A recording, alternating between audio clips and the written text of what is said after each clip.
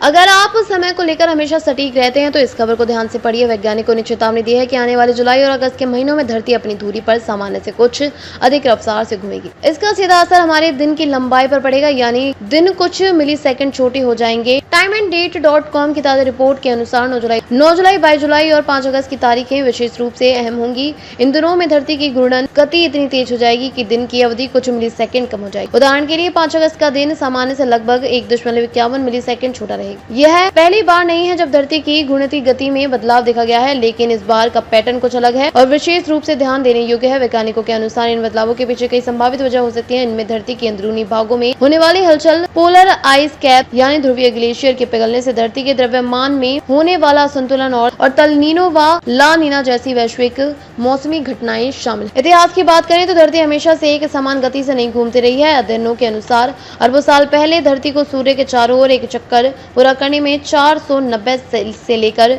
372 दिन तक लगते थे।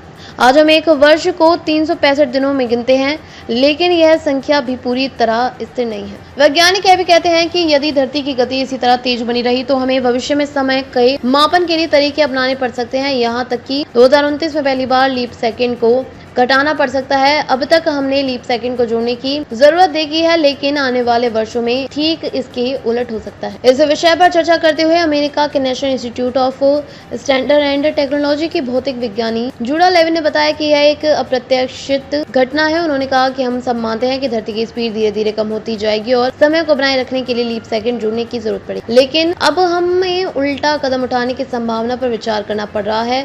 2025 के लिए की गई भविष्यवाणियों में यह बात सामने आई है कि जिन 3 तारीखों का दिन सबसे छोटा होंगे, उन दिनों चंद्रमा पृथ्वी की भूमध्य रेखा से अधिकतम दूरी पर होगा। यह एक और दिलचस्प संयोग है जो वैज्ञानिक को इस पूरी प्रक्रिया की गहराई से जांच के लिए प्रेरित कर रहा है। यह बदलाव सामान्य जीवन में फिलहाल महसूस नहीं होंगे, लेकिन वैश्विक समय प्रणाली, नेविगेशन और उपग्रह आधारित संचार जैसे अत्याधुनिक तकनीकी क्षेत्रों में इनका प्रभाव गहरा हो सकता है। इसलिए वैज्ञानिक लगातार इस पर नजर बनाए हुए हैं और आवश्यक समायोजन की तैयारी कर रहे हैं।